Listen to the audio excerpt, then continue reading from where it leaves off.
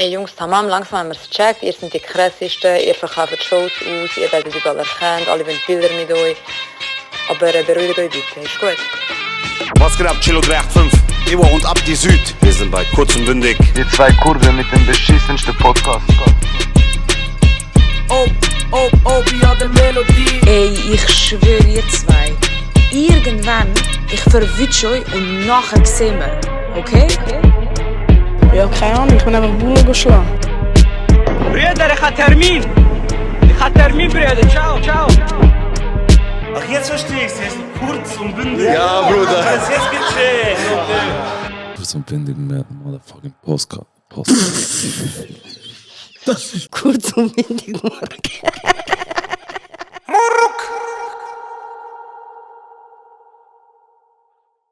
Bro, die Folge heute fängt ein bisschen anders an als sonst. Ja, du hast gesagt, du willst unbedingt etwas erzählen, wo du Masterarbeit darüber geschrieben hast. Bro, ich habe ein bisschen recherchiert.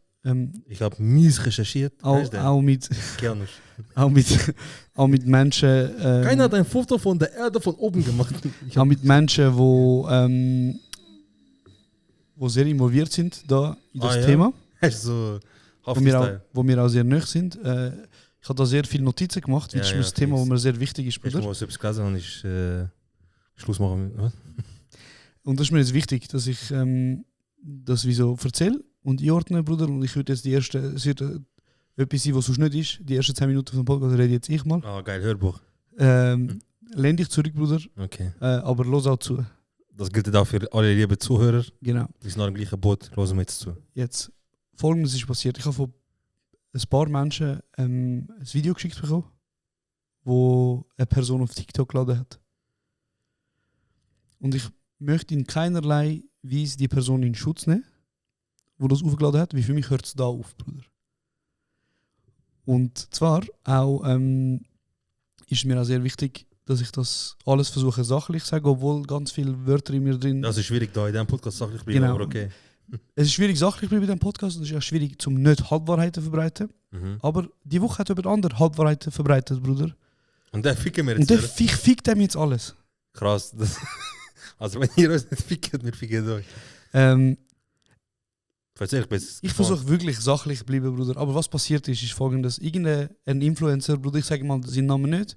Bro, ich sage, wenn ich weiß, wer es ist. Scheißegal. Aber ich werde ihn droppen. Du kannst nicht recherchieren. Nein, ich werde ihn droppen, Bruder. Okay, ich wollte nur wissen, ob du weißt.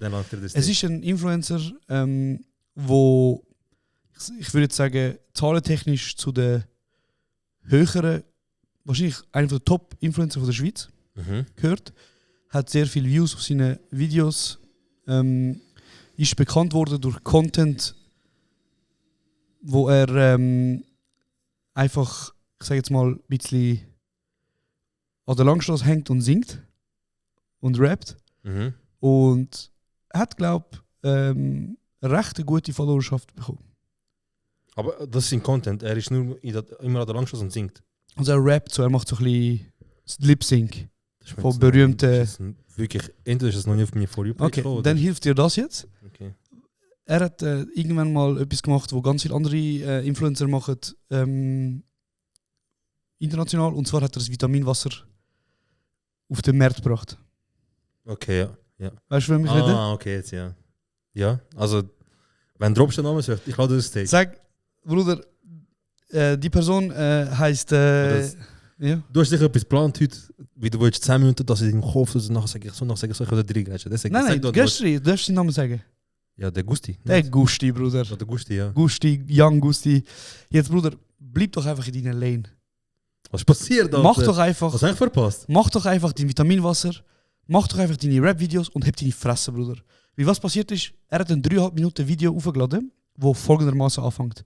Bei mir in der Gemeinde gibt es das Wochenende eine Abstimmung über eine Asylunterkunft. Und vor ein paar Jahren hätte ich als relativ uninformierter Wähler vermutlich für Ja gestimmt. Weil der Grundgedanke, dass man Schutzsuchenden Hilfe leistet, ist natürlich etwas Schönes. Je mehr ich mich aber in den letzten Tagen mit dem Asylwesen befasst habe, desto mehr glaube ich, dass ich wohl nie wieder für ein Asylprojekt in der Schweiz wird Ja stimmen. Und was er macht, ist, das Video geht 3,5 Minuten und er erzählt, ja, das passiert und ich wähle dagegen. Und das sind die Gründe, warum. Was sind die Gründe? Und er hat verschiedene Aussagen gedroppt, wo ich mir aufgeschrieben habe, Weil, was er macht, klassischer rechter Influencer-Style. Er sagt, ich habe recherchiert, ich habe Statistiken herausgefunden, das und das und das und das. Und er sagt, was mich an dem Ganzen, er hat gesagt, ich aufschreibe, er fängt an mit, was mich an dem ganzen Thema stört, ist, dass Menschen, dass in der Abstimmung nie über Sicherheit geredet wird. Er hat gesagt, was mich beim Abstimmungsbüchlein von meiner Gemeinde unter anderem stört, ist, dass nicht einmal über die Sicherheit geschrieben wird. Obwohl die 60 Asylbewohner statistisch gesehen für 3 Straftaten pro Jahr werden beschuldigt sein. Erstmal will ich mich fragen, es geht darum, dass eine Unterkunft für Asylsuchende zur Verfügung gestellt wird. So krass, wenn er sich 3 Minuten das Video gibt, bin ich mir auch sicher, dass er sich damit auseinandergesetzt hat, was für Rechte und Pflichten beim Asylsuchenden gelten und was bei anderen Bürgern. Genau. Aber okay. Und da frage ich mich erstmal, weil er sagt ja, 60 Asylbewohner sind statistisch betrachtet für 3 Straftaten pro Jahr beschuldigt. Mhm. Jetzt frage ich erstmal, um was für eine Unterkunft handelt es sich da? Ist das eine Unterkunft, die gebaut wird, wo nur Frauen drin sind? Mhm. Nur UMAs, unbegleitete minderjährige Asylsuchende, also nur Jugendliche? Ist das eine Unterkunft, wo nur Männer sind? Oder ist es eine Familienunterkunft? Wieso spielt das so eine Rolle? Ich meine, es sind schlussendlich alle ja Schutzsucher, nicht? Absolut. Unter dem Strich. Aber in seiner Aussage sagt er ja, wieso es geht darum, dass die straftätig sind. Yeah, yeah. Und statistisch betrachtet sind das meistens Männer. Mhm. Wenn er ja von Statistik redet. Darum Ja, ist erstmal wichtig zum Einordnen. Okay. Sind das Familien, Ja. Männer, Frauen, Kinder, was immer. Ist eine Zwischenfrage. Ja. Ist das Video noch online? Ist das Ja, noch ich habe es auch gespeichert, ich habe es runtergeladen, Bruder. Kein Problem. Alles, du schickst wenn jemand fragt, du schickst den Transferlink. Bro, wenn das Video gelöscht wird, kein Problem, ich lade es nochmal auf. Dann frage ich, woher kommt die Quelle, Bruder, dass er auf die Zahl kommt? Telegram-Gruppe, ich weiß Nein, nicht. weil die Aussage ist einfach falsch, Bro. Ja. Dann frage ich mich, drittens, um was für Straftaten geht es da? Mhm. Weil, zum Beispiel ein illegaler Grenzübertritt, oder? Ist bereits eine Straftat. Ja. Und was müssen Menschen machen, die in die Schweiz kommen ohne Pass? Ja, eigentlich zuerst den Pass beantragen, nachher warten, nachher... Jeder Mensch, der illegal in die Schweiz kommt, oder, macht einen illegalen Grenzüberschritt. Ja. Das heisst, jede asylsuchende Person, die in die Schweiz kommt, begeht per Definition schon mal eine Straftat. Ja. Das sind Straftaten, die die Statistiken aufdrücken, Bruder. Informier dich doch ein. Ja. Dann würde ich mich eben auch noch fragen, also so Thema, Stichwort Racial Profiling, kannst du davon ausgehen, dass Menschen, die asylsuchend sind, viel öfters in eine Kontrolle geraten und dementsprechend jedes Mal, wenn eine Person, die keinen Pass hat, in der Schweiz illegal ist, sowieso quasi eingetragen wird, als du eine Straftat begangen, weil du illegal in die Schweiz gekommen bist. SVP war ja die Partei, die während der Pandemie gesagt hat, unsere Zahlen gehen nur hoch, weil wir mehr testen. Bro, warte, jetzt lass mich schnell bitte. So, also ja, aber checkst du mich. Okay. Dann sagt das nächste Zitat, das er in diesen 3,5 Minuten sagt, ist: Und da die Schattenseiten von der Asylpolitik oft unter den Teppich gewischt werden, habe ich das Bedürfnis gehabt, um das Video zu machen. Er sagt, niemand redet über das Schlechte von Asylpolitik. Mhm. Gut, mein Kollege. Über nichts in der Schweiz wird mehr berichtet als über Asylpolitik. Rechte Parteien benutzen das Thema ständig. Du musst auch schauen, die SVP ist die grösste Partei in der Schweiz und sie sind nicht die grösste Partei, weil sie sagen, hey, schau da die Schweizer Flagge, krass, wir wählen das für dich. Bro, nichts in der Schweiz wird so fest benutzt, um Hetze zu betreiben, wie Asylpolitik und Asylwesen. Das heisst, die Aussage, die Schattenseite von der Asylpolitik wird unter den Teppich gewischt, stimmt einfach nicht. Es wird die ganze Zeit negativ über Asylpolitik, über asylsuchende Menschen geredet. Stimmt einfach nicht. Plus, das Bundesbudget ist so klein, wofür das gebraucht wird, im Vergleich dafür, wie oft darüber geredet wird. Zum Beispiel über das Militär, das viel grösseres Budget hat, wird nie. Das ist ein Riesenwitz, ja. Lass mich schnell weiterreden, Bro, ich bin hässig. Er sagt, ständig im Video sagt er übrigens, ich habe da keine Zahlen gefunden, und nachher sagt er im gleichen Satz, aber meine Berechnungen sind so und so und so.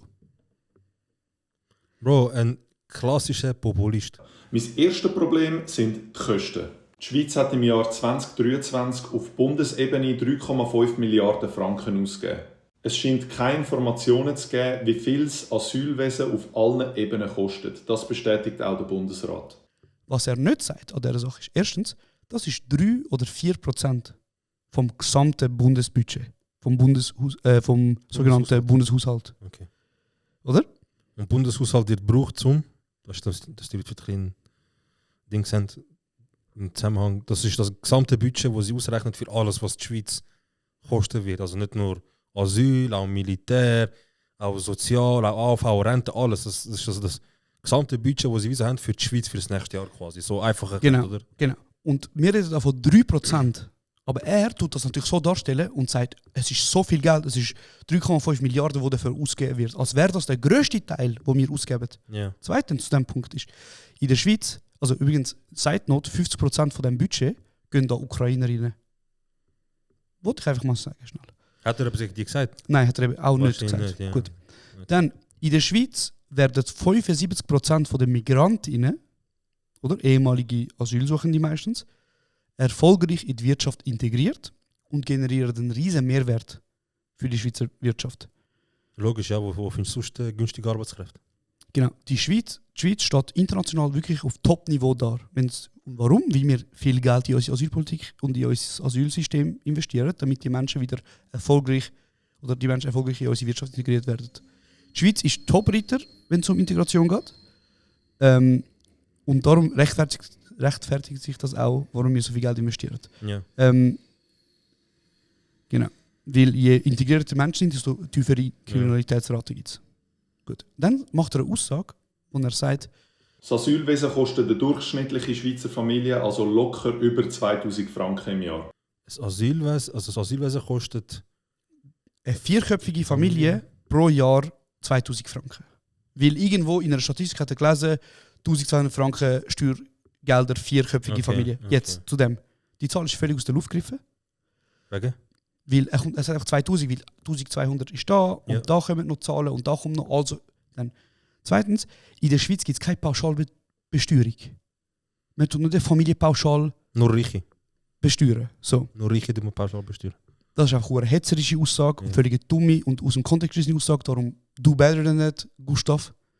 Und im gleichen, vorher in dem Video sagt er, der Bundesrat veröffentlicht keine Zahlen bezüglich dem. Aber und dann sagt er, aber ich kann Quellen, Bruder. Was von diesen zwei stimmt jetzt? Ja, dann, sorry Bro, sagt er, Asylbewohner sind 2024 für 6.147 Straftaten nach Strafgesetzbuch beschuldigt worden. Dann frage ich da nochmal, um was für Straftaten handelt es sich? Zum Beispiel eben illegale Einreise, illegale Aufenthalt sind Straftaten, wo jeder... So als Input, jeder, der asylsuchend ist und schafft, begeht eine Straftat. Es ist verboten, Erwerbstätigkeit nachzugehen. Punkt. Oder? Gut. Dann Schutzsuchende, wo sich wie so illegal da bewegen, die treiben einfach die Statistik auf. Das heisst, nochmal, jede schutzsuchende Person hat automatisch eine Straftat begangen, weil sie illegal in der Schweiz ist.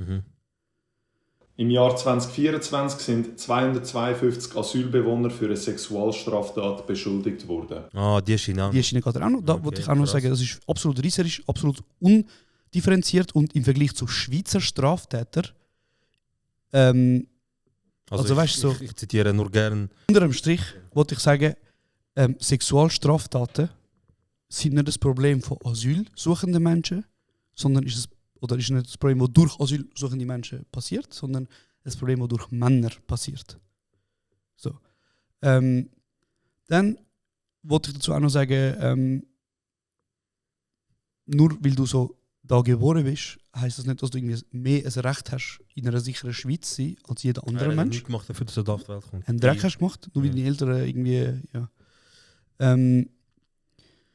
Ich bin so hässlich, Bro. Dann sagt er wieder, ich finde da nichts im Internet zu dem, aber meine eigenen Berechnungen haben ergeben. Straftatenvergleichswert zwischen Asylbewohnern und Schweizer habe ich online nicht gefunden. Aber nach meinen Berechnungen begehen Asylbewohner Faktor 7,7 mehr sexualisierte Gewaltstraftaten und Faktor 8,1 mehr Gewalttaten nach StGB als Schweizer. Was ist das für eine Quelle? Hast du jetzt eine Quelle oder nicht? Was sind das für Berechnungen? Dann sagt er als Schluss von dem 3,5 Minuten Video, sagt er, Die Schweiz ist mit einer Geburtenrate von 1,2 pro Schweizer Frau bei weitem nicht mehr stabil. Und ich habe zu folgendem keine Berechnungen online gefunden, aber nach meinen Berechnungen... Einstein hat wieder Berechnungen gemacht. Aber nach meinen Berechnungen wird das zu einer Halbierung von Schweizer Personen in 60 Jahren führen. Gleichzeitig wird durch die Migration die Schweizer Bevölkerung konstant gehalten oder sogar erhöht. Wenn du also ein noch relativ junger Mensch bist, wirst du, wenn sich nichts verändert, erleben, wie die Schweizer in ihrem eigenen Land eine deutliche Minderheit sind. Das ist straight up Rassismus. Es ist nichts anderes als ein Rassendenken, weil du gehst davon aus, dass Menschen zu einer Rasse gehören. Rassentheorie ist schon lange denounced worden. Und übrigens, 1:1 das, was Faschismus ist, 1:1 das, was Hitler gesagt hat und Ideologie, die er geführt hat, dass er Menschen in Rassen aufteilt. Und das, was der Nationalsozialismus gefördert hat. Einfach so, das ist wirklich straight up rassistische Aussage, die er macht. Nichts anderes. Und zum Schluss wollte ich dir auch noch etwas auf den Weg geben. Übrigens, White kannst du in ganz vielen Filialen kaufen und vielleicht, wenn du irgendwie eine Person bist, wo dafür, wie soll ich sagen, verantwortlich ist, was da in dein Sortiment hineingeht, nicht, vielleicht hörst du da jetzt genau zu. Dieses Vitaminwasser, wo in deinen Videos irgendwie immer getrunken wird von kleinen Kindern, Jugendlichen, die sehr oft migrantischer Herkunft sind, oder deine scheiß Videos, die geliked und kommentiert werden von sehr vielen Jugendlichen, die von migrantischer Herkunft sind. Für das sind sie natürlich gut, weil sie kaufen den Scheiß, sie konsumieren den Scheiß und dann aber so Aussagen machen wie... Bei diesen immensen Kosten darf meiner Meinung nach der Schweizer Steuerzahler den Mindestanspruch haben, dass sich Asylbewohner absolut bilderbuchmässig benehmen. Ja, absolut rassistisches Gedankengut, absolut ekelhaft, absolut wirklich unglaublich unterste Schubladen und einfach, Bro, was da in letzter Zeit für rassistische Aussagen und Gedankengut... Es wird immer salonfähig. Salonfähig ist, Bro. Weg so Nuttenkinder. Weg so Nuttenkinder, Bro, die das Gefühl haben, sie können jetzt wirklich rechtes Gedankengut, Nazi-Gedankengut, problemlos teilen im Internet, ohne sich irgendwie informieren, ohne sich irgendwie Gedanken machen. Was sind das eigentlich für beschissene Aussagen, die ich da mache? Ich verstehe es einfach nicht, Bro. Also, erstens, danke, dass du die Arbeit gemacht hast. Ich habe das gar nicht gewusst. Und ich glaube, es ist vielleicht auch wichtig, dass das andere Zuhörer hören und für sich selber einordnen. Weil so etwas darf nicht einfach auf die leichte Schulter genommen werden. Aus einem Grund, finde ich, weil er einfach so eine riesige Gefolgschaft hat. Unglaublich. Der erreicht richtig, ich rede nicht so von uns, mit 8000 Leuten auf Insta und von 100'000 Follower kombiniert überall. Und der erreicht Leute. Und logisch, wir tun ja auch Halbwahrheiten verbreiten und schon, aber das ist etwas völlig anderes. Aber er verkauft das, als wäre das irgendwie eine Statistik, völlig aus der Luft gegriffen. Und er sagt eben so Sachen wie, hey, im Fall, wir geben 3,5 Milliarden aus. Weißt du, was für Kommentare dort unten kommen? Was? Ja, und für alle erziehende Mütter in der Schweiz, Asylanten kommen alles in den Arsch geschoben über. Weißt du, was ich meine, Bro? Ekelhaft. Populismus, Bro. Also ein Nuttenkind, das Populismus betreibt und wo noch viel mehr jetzt, wie soll ich sagen, so Likes und Follower und alles Mögliche. Und schon nur, weißt du, das Argument, weil so ziemlich alles ist Schmutz gewesen, von dem, was jetzt gerade gesagt hat. Bro, komplett, also völlig aus der Luft gegriffen. Also zum Beispiel das mit den Dings, noch kurz das mit das Schweizer Sterben und so. Ja. Erstens, falsches Denken. So, also Bro, das ist Rassismus, Bro, es ist nichts anderes als Rassismus. Und zweitens, durch ein Nuttenkind, wenn du würdest ein bisschen dich informieren, dann weißt du, dass die westliche Welt, die westlichen Länder ein Problem haben generell mit Geburtenraten. Der Deutsche, der Engländer, der Schweizer, der Italo, der Ami, jeder, wo du suchst, jedes Land, kann schauen, jedes Land kämpft momentan darum, dass zu wenig Kinder auf die Welt kommen. Überall auf der Welt ist es bei 1,2, 1,3. Und das ist nicht ein, oh mein Gott, meine Schweiz. Es ist ein Phänomen, das auf der ganzen Welt passiert. Wieso? Auf das willst du natürlich nicht eingehen. Lebensunterhalt ist zu teuer, alles ist teuer, du kannst niemals einfach finanzieren. Es ist nicht mehr so, wie es gehabt hast, du musst es mit beiden arbeiten, Bro. Der Haushalt muss mindestens 150% arbeiten. Genau, aber dass Bro, du dir kannst leisten. Also, es ist viel einfacher mit dem Finger. Du kennst das, Bro. Es ist viel einfacher mit dem Finger auf das schwächste Glied zeigen. Bro, aber indem er so Aussagen macht, nachdem er so Sachen droppt wie Schweiz gibt 3,5 Milliarden aus für für das Asylwesen, Ja. tut er ja wieso sagen, weil wir dort Geld ausgeben und mehr schutzsuchende Menschen in das Land lassen, können wir keine Kinder mehr machen. Beziehungsweise, und im Fall, wenn das so weitergeht, in 60 Jahren ist Weiss eine Minderheit. Bro. Ja. Eben, das ist Populismus. Kennst du, das gibt mir so Vibes wie der andere Nuttenkind. Weißt du, wie der eine YouTuber aus Südafrika? Der hat so Travel-Vlogs gemacht und so. Oh, hat sich 180 Grad jetzt geändert. 180 Grad gedreht. Und das ist.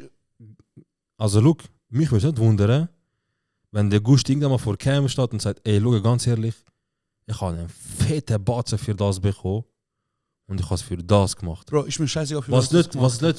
Ich will nur sagen, auf der ganzen Welt, Bro, kommen richtig so die Influencer und all die anderen, die so Gefolgschaft haben, kommen behindert Cash-Angebote über, damit sie ihr Gedankengut weiterverbreiten, weil es immer salonfähiger wurde. Bro, aber das ist eine ganz andere Diskussion. Ich will gar nicht weggehen. Weißt du, ich höre, was du sagst, aber ich will gar nicht weggehen von dem Faktor, dass der Mensch vor der Kamera steht und einfach Eier hat.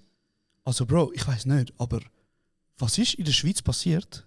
Oder dass Bro, die Schweiz Menschen. ist so ein beispielhaftes Land, Alter. Also, weißt du, so, Da, Bro, ich hatte gesagt, es ist der Bericht rausgekommen, dass die Schweiz top ist bezüglich Asylpolitik. Und das wird auch, also, er tut ja so krass sich recherchieren und informieren. Also, die letzten 2 oder 3 Berichte um den Status von Anzahl Leute, die Asyl gesucht haben und die abgewiesen worden sind. Es wird immer weniger. In der Schweiz werden immer weniger Leute, also gibt es immer weniger Leute, die Asyl suchen und immer mehr, die abgeschoben werden. Also. Ja. Bro, nur schnell, sorry, ich habe jetzt ein bisschen viel Raum eingenommen mit dem Thema. Nein, also ich entschuldige mich nicht, ich bin froh, dass ich es gemacht habe. Aber was ich wollte sagen ist, wieso vielleicht schnell, um das Thema ein bisschen auf die Seite zu tun. Gusti, so, das ist übrigens deine offizielle Einladung, zum in den Podcast zu kommen und deine Recherche, die du da gemacht hast. Ja, komm, da, tot ernst. Ja, wirklich. Du kannst gerne vorbeikommen, wir reden gerne. Du kannst da mit wir sind nicht mehr wie vor ein paar Jahren, wo wir anders umgegangen sind mit... Wir haben alles. Wir haben da irgend so ein Board, Bro. Wir haben da alles Mögliche. Du kannst kommen mit deinen Statistiken und so weiter. Und lass dich nicht einschüchtern von diesen 2 Turbanträgern da. Wir machen dir nicht. Keine Angst. Aber komm. Komm, wir reden drüber. Wir reden drüber. Und red mit uns. Das nimmt mich wirklich wunder, weil einfach völlig undifferenziert, völliger Bullshit. Und ich meine auch, Bro, aber sorry. Was ist passiert, dass er gefunden hat, hey, ich muss das jetzt teilen und ich muss es jetzt der Welt sagen, weil ich glaube, ohne Scheiß, das ist eine gute Idee. Er ist durch die Decke gegangen mit Content von Secondos, mit Migrationshintergrund. Genau, das wollte ich sagen. Das ist der Herr, der damals bei den Lockdowns umgegangen ist und Stadiszene gemacht hat und es hat ihm gelangt. Das habe ich vorher gesagt, ja, Bro. Das habe ich vorher gesagt. Für das sind wir gut. Für das ist easy. Ja, die hat er gebraucht, weißt du, die Jungs und so weiter. Und schaut sie an, Klicks und Likes und Views und so. Und jetzt, weißt du, was passiert ist? Entweder ist er schon immer so gewesen und hat jetzt einfach so offenbart, was seine Haltung ist, so allgemein seine Politik. Oder eben, so wie er sagt, er ist links und jetzt rechts. Also in der Regel, ganz ehrlich, der Mensch ist ja von Natur aus, ich sage jetzt pauschal, Bro, der Mensch ist von Natur aus so ein bisschen, es braucht viel, bis er 180 Grad Wende macht. So, ob das jetzt mit Gewohnheit ist oder mit Einstellung. Weil dann musst du dir auch selber eingestehen, dass du ja etwas aus deiner Sicht falsch gemacht hast oder falsch gesehen hast oder nicht richtig siehst. Bro, weißt du, das 480 Grad direkt braucht es, dass du sagst, ich bin links zu rechts. Bro, ich weiß nicht, was er vorher war. Das ist alles Marketing. Ich sage, das ist Marketing, Bruder. Bro, ich weiß nicht, was er vorher war. Es ist auch nicht... Marketing ist einfach, er ist dumm. 100%. Er liest einfach Sachen irgendwo aus der Luft gegriffen und denkt, er hat sich jetzt informiert, Bro. Wie ist das nicht einmal auf meine For You-Page? Bro, ich habe das von ein paar Leuten geschickt bekommen und eben, genau, das wollte ich einfach sagen. So, genau, melde dich, reden wir drüber. Meine Meinung zur Schweizer Asylpolitik, shit, Alter. Der hat schon 75'000 Views und die ersten Kommentare. Leute kommentieren, ja gut, das sind Cedric kommentiert. Genau, und das wollte ich dir auch noch sagen, das Schlimme ist ja die Kommentare. Ja, es geht im Fall nicht lang, bis junge Tat mit ihm etwas machen. Genau, und du hast ja auch schon den Look dafür, darum ist auch alles easy. Aber du wirst immer sympathischer. Ja. Wo soll das denn noch angehen?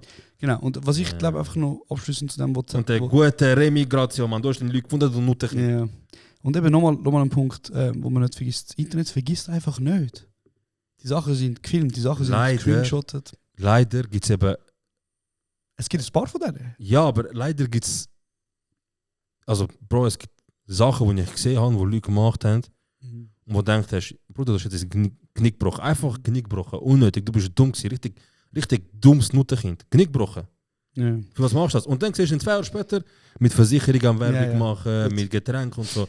Ja. Also ich glaube, dadurch, wenn jemand vergisst, dann sind es Menschen, aber all die Brands und so weiter, das ist doch dann ein Schwanz, Bro. Eben. Die sind, wenn das jetzt nicht einen Shitstorm gibt, dann ist das Schwanz, Bro. Nicht, Bro. Es wird Dann es ist nicht das geben. Schwanz, Es wird's Bro. nicht geben. Aber darum ist mir das Migros wird wichtig. nächste Woche wahrscheinlich mit ihm ein Meeting und sagen, krass, was für Sachen passiert und so. Machen wir 3 weitere Sachen mit dir. Ja, nu. Ja, nu.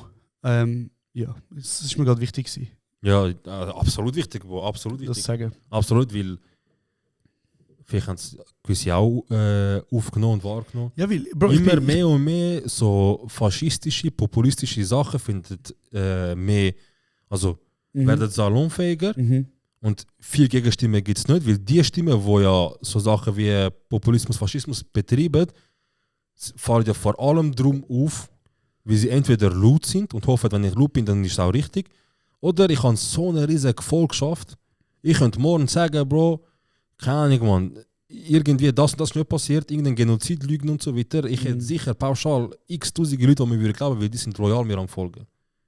Die Hurensohn. Ja. Und deswegen braucht es Gegenwind gegen all die Nuttenkinder. Tut mir leid, dass es so vulgär geworden ist, aber ich kann so Menschen leider nicht anders beschreiben. Es fällt mir schwer, diesen Menschen Adjektiv geben oder sie irgendwie beschreiben, ohne dass ich sie persönlich nicht angreife. Es geht gar nicht anders. Ich kann nicht anders, wenn ich so Menschen sehe, frage ich mich einfach, wo im Leben, Bruder, wo im Leben bist du irgendwie nicht abgebogen? Was ist passiert im Leben? Ich frage mich, was passiert ist. Weil es ist ja, look, es ist ja das eine recht sein und keine Scheiße labern und das andere einfach nur populistisch sein. Aber eigentlich bin ich froh. Ja. Weil ich habe lieber, wenn einer sagt, übrigens, ich bin ein dummer Nuttersohn und rechts. Ja. So, anstatt dass er im Hintergrund, weißt du, was ich meine? So die Ja, Schiene ja. fährt, Bro. Ja, ja, aber fix.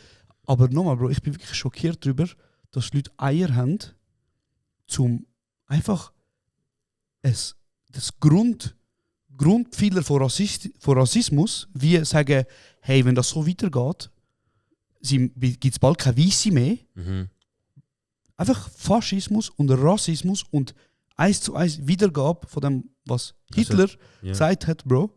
Einfach go sagen, selber aufladen und denken, das ist jetzt wirklich Bro, wenn eine ihm gute das so wichtig ist, weg dem. Wenn ihm das so wichtig ist, also ein bisschen eigene Leute anfangen, Bro. Kurz vor Pension, dann muss irgendeine Stiftung gründen, Bro. Den Leuten, die kurz vor Pension sind, erklären, es gibt nicht nur thailändische 18-jährige Frauen auf dieser Welt. Ja, Bro.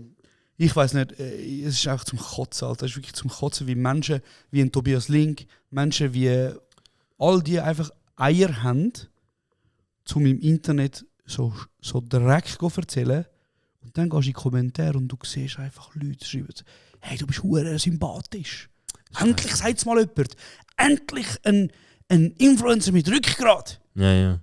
Wie der Winterthur, wo auch so mit SVP offiziell, weißt du, er hat ja so Videos für sie gemacht und nach dem zweiten Video hat er schon eine Stellungnahme gegeben. Ich sage, ich bin Rassist. Ich kann kein Rassist sein, weil am Viertel bin ich Spanier und ja, ich bin Latino am Viertel.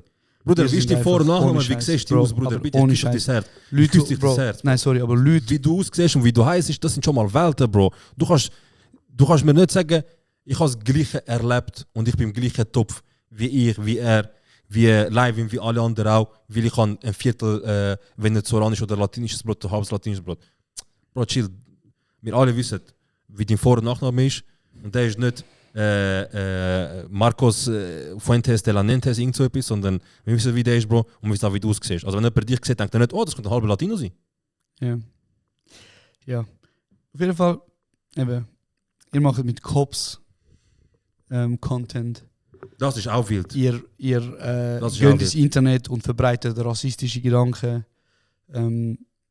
Ihr einfach, Bro, we are not the same. Und Es ist einfach traurig, Mann. Also ihr macht das Shit und es ist einfach traurig. Ich kann nichts anderes sagen. Es ist einfach traurig. Es ist einfach traurig. Maximal. Und ich glaube, Ja, ich bin fertig, Bro. ich glaube, also ich hoffe sehr, dass er die Ladung annimmt. Ich würde mich freuen. Weil so, wenn ich mich auf das Gespräch vorbereiten wird, nicht einmal meine Lehrabschlussprüfung, nicht einmal meine alles mögliche, Bachelor, Match, alles. Ich komme dahin, Bruder, und er macht sein Wort und sagt, nee, falsch. Nein, du sagst einfach, ich habe keine Statistiken gefunden, aber meine Berechnungen haben ergeben. Dass du ein Nuttenkind bist. Und da gibt es genug Statistiken drüber. Aber gut. Bro, sorry, ich habe... Nein, absolut. Also ich bin sehr gespannt, was kommt. Ja. Und ganz ehrlich im Fall... Du musst wieder nachher schauen. Ja, ich habe jetzt gedacht, jetzt kommt so ein Classic Steve Merson Rant oder so. Nein, aber vielleicht Aber muss ich das das Bild ist- wegnehmen und das durch ein Bild von dem vom Gustav ersetzen. Nein, das Oder- ist geblieben. Aber ja. Weil dem sind Downfall hat noch nicht angefangen. Der kommt auch noch. Wenn dem Der kommt auch noch. Und wenn der Downfall kommt vom Steve, vergesst nicht, I was here first. Ja, Mann. Geil. Ich hätte theoretisch 1-2 Fragen an dich, die Wegen mich was? interessieren, die ich irgendwo halb aufgefasst habe. Mhm. Aber vielleicht hast du Themen, die du willst besprechen. Wow, ich jetzt Für den Herd harte Dings über Dings hat.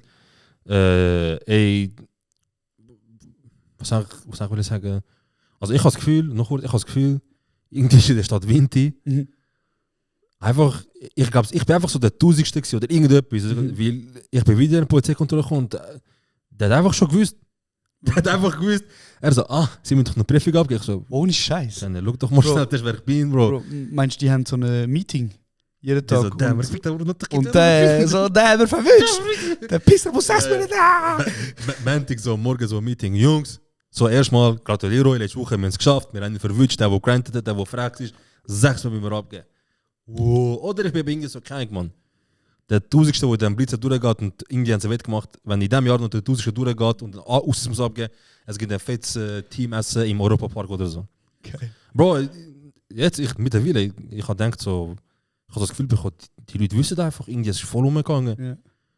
Und ich weiß nicht, ob das gut oder schlecht ist, Also, aber falls irgendjemand wie Winter schafft oder Leute hat, die mir können vielleicht so Auskunft geben, habe ich irgendetwas so, habe ich ein Jubiläum gebrochen oder kein Mann, bin ich so... aber gibt's viele Menschen, die Ausweis 6 Monate abgeben müssen? Nein, wahrscheinlich gibt es nicht viele, die in einer 50er 80 fahren. That's wild. Aber Man.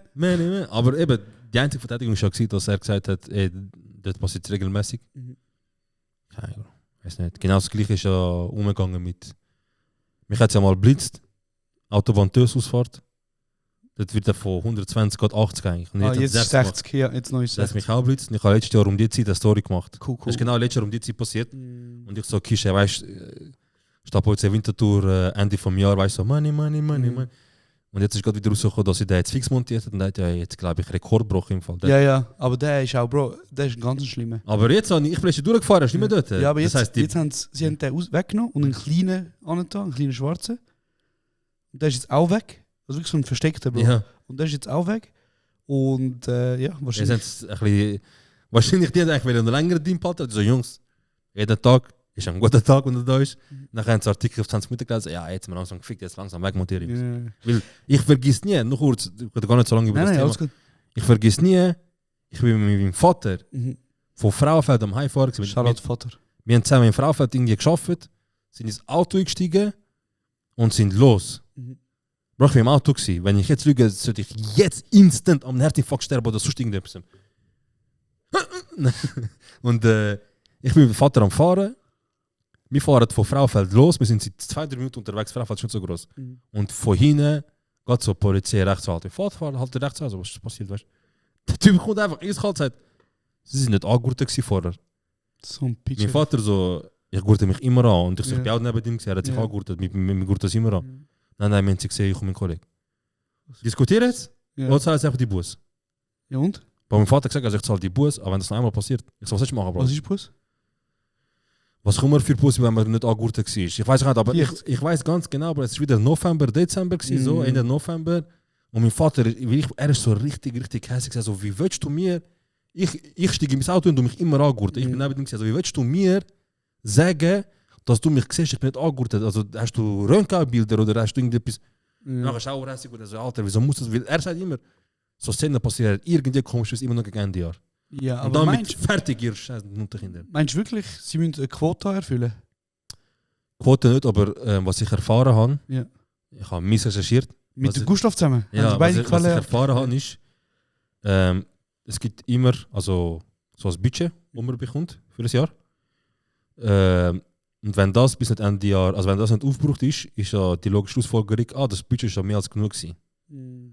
Für was Budget erhöhen? Für was mehr Cash geben? Und darum müssen sie noch, ja, das macht Und dann, wenn sie sagen, hey, schau, wir haben andere Leute gefickt und da, wir kommen nicht nach und so. Ja, das macht Sinn. Und dann sagen sie so, look, wir haben schon im Oktober, November das ganze Budget aufgebraucht. So ja, das macht Sinn. Das und dann ist es so wie, okay, wir müssen mehr Cash geben, mehr Cash gibt mehr Budget für, ich sage jetzt nicht unbedingt per se geht es am Polizist am Schluss in die Tasche, aber er kommt sicher aus im Boni über und seine Rente wird besser und er kann noch grösser Racial profilen und noch mehr Blitzer stellen. Bro, früher bin ich ja wirklich schlimm gewesen, wenn Bullen mich angehalten haben. Es ist eine Zeit lang sehr viel passiert. Ja. Und ich habe ja meine Fresse nie gehabt. So, ich habe ja wirklich... Nein, aber ich meine, es hat ja also die eine Geschichte von uns, die da viral gegangen ist, mit wo der Finger in den Arsch kassiert ist und so. Ja, man, schlimm Finger, Strap-on und alles. Aber das war schon wild gewesen. Oder? Das ist schon wild. Also ich meine, wir haben schon Witze drüber gemacht und so, aber es ist schon ekelhaft. Aber ich wollte dich fragen, hast du noch Erlebnis gehabt mal mit so, wo du rausgenommen worden bist und du hast das Gefühl gehabt, irgendetwas ist, also weißt du, die verhalten sich ganz komisch oder... Eben, einfach letztes Mal, wo ich erzählt habe, ich fahre kaum von der Tankstelle raus, dass ich mich gerade rausziehen und zum Kontrollieren, aber sonst... Aber ich habe das Gefühl, seit ich eben älter geworden bin, bin ich auch chilliger geworden. Also früher zum Beispiel hatte ich so Phasen gehabt, ich habe die Bulle auch kaputt gestresst. Also weißt du so... Nein, Autofahren verursacht immer Stress bei mir. Immer, also ich kann noch nie... Ich weiß nicht wieso, aber es wurde Ding eigentlich paradox, weißt du, so, weil ich bin hässig, weil andere nicht fahren in meinen Augen. Dann denke ich mir, wieso, aber wie viele anderen Köpfe, wie viele andere sind hässig wegen mir, weil sie das Gefühl haben, ich kann nicht fahren. Weil ich zu schnell bin, zu nah angefahren, kein Gatter. Aber Bro, hast du mal einen Bull gehabt, der wirklich cool war zu dir?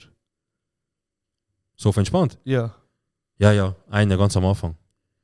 Wo ich weiß noch, Sandro, ein paar andere, wir sind bei Mili damals, haben wir uns beim getroffen, seine Eltern sind vor Jahren her. Shoutout Mili, Bro, ich weiss, was ist zu der Löwe. Shoutout Mili. Und seine Eltern sind weg und er hat uns damals gelesen, also machen wir dann einen chilligen Abend. So FIFA und so, ja, ich weiß noch, ja. Und Bro, es war halt so ein Turnier, wo halt irgendwie bis erst am 4 Uhr morgen klar war, wer jetzt der Beste ist und so. Ja, klar. Und dann am 5 Uhr morgen, Bro, aber wirklich so, bin mit der letzten Energie noch gespielt, nachher irgendwann mal bin ich heimgefahren und dann das Ausfahrtkontrolle. Bro, Augen maximal rot, ich so voll müde, Bro. Alle im Auto, gell, genau gleich. Er so, ja, Augen ein bisschen rot, hä? Ich so, ja, Bro, ich so, tut mir leid und so, aber wir sind eben bis vor am Turnier gewesen und so, weißt du, so, falls das etwas hilft, mit dem Controller, weißt du, ich habe nicht wirklich gamed und so. Er schaut so zu uns hinterher. Ja. Er so, ist ja gut, schönen Abend. Nachher ich so, schönen Abend. Ich gerade, weil jemand im anderen Auto, der auch kommt, ich so, hey, Mann.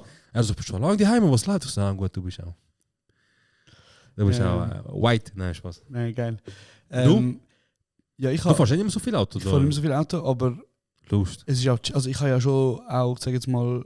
Schießt dich nicht einfach fahren, ganz ehrlich. Also ich fahre jetzt auch keinen von mir. Gut, jetzt hast du ja Glück, so du schlafen und so. Genau, ich kann laufen wieder, danke Gott. Aber schießt dich nicht an, wenn irgendjemand sagt, treffen wir uns da, nachher einfach so, ich muss 20 Minuten Tram fahren. Ich bin ja... Also ja, Bro, Tramfahren ist echt easy. Weißt du, warum es easy ist? Weil ich kann Sachen erledigen. So Leute zurückschreiben. Einfach, du stehst am Morgen auf, du so jede Minute in meinem Leben ist produktiv. Ja, nein, Bro, aber zum Beispiel, wenn ich irgendwie, ich weiß auch nicht, Bro, wenn ich mal angenommen, ich fahre jetzt über eine Stunde, müsste ich fahren irgendwann. Yeah. Dann mittlerweile, ich fahre schon lieber ÖV. Sound rausschauen. Ja, aber ich kann arbeiten, kannst etwas machen, Bro. Ja, okay. Darum. Ich finde, ich habe immer, also die allerstrubbesten Menschen, die es geht, sind für mich so die, die so am 5, 6 Uhr morgen im Zug bist und der ist schon über am Arbeiten, so schon am Mail schreiben, extra Tabelle am Arbeiten. Ja, Bro, die Leute haben auch, verdienen auch anders Geld. Die sind am gleichen, die sind in 2. Klasse hoch wie ich. Ja, aber egal, Bro, ich meine, sie sind... Ja, so, fix, sie sind... Das ist krass, Bro, Aber- 15k Lohn, Bro, dafür fängst du am 5 Uhr morgens schon arbeiten, bis Abend am 8 Uhr, Bro. Das ist aber ich habe wirklich auch eben so eine Phase gehabt, wo ich weiß nicht, ob ich die Geschichte einmal erzählt habe, aber wo ich ganz frisch mein Auto hatte, damals 2019, irgendwas. bin ich mal an der Langstrasse am Autofahren gewesen. Und dann sind wirklich so 15 Bullen um mein Auto gerannt. Shit. Wirklich so aus dem Nichts, Bro, sind aus der Ecke zu mich Josh zugerannt. Negroni? Oh mein Gott. Scheiße, man, Fat Kitchen. Bro, sind um mein Auto rumgerannt und es war eine Frau gewesen, und die hat die Tür aufgemacht von mir. Und alle anderen haben, Bro, Kofferraumtüren, alle Türen aufgemacht. Und die Frau sagt zu mir, Grüezi, was machen Sie heute, wo fahren Sie an? Bruder, ich links und rechts. Anfangen, so. Bro, die sind am Auto auseinandernehmen gewesen, Bro. Und ich bin völlig perplex. Ich habe Ich hätte extra das Leben schwierig gemacht. Das so, Bro, ich habe gesagt, ich komme vom Arbeiten. Ah, was schaffen Sie denn und so? Und Bro, ich bin völlig perplex, aber sie hat mit mir geredet, weißt du, so wirklich, du hast gemerkt, ja, die ist ausgebildet worden, Bruder. Der Hintergrund gehört so, mir fliegt der Glammer da im Auto. Bro, nachher höre ich bam, bam, bam, alle Türen werden wieder zugemacht. Ja. Und dann sagt er, ist gut, danke vielmals.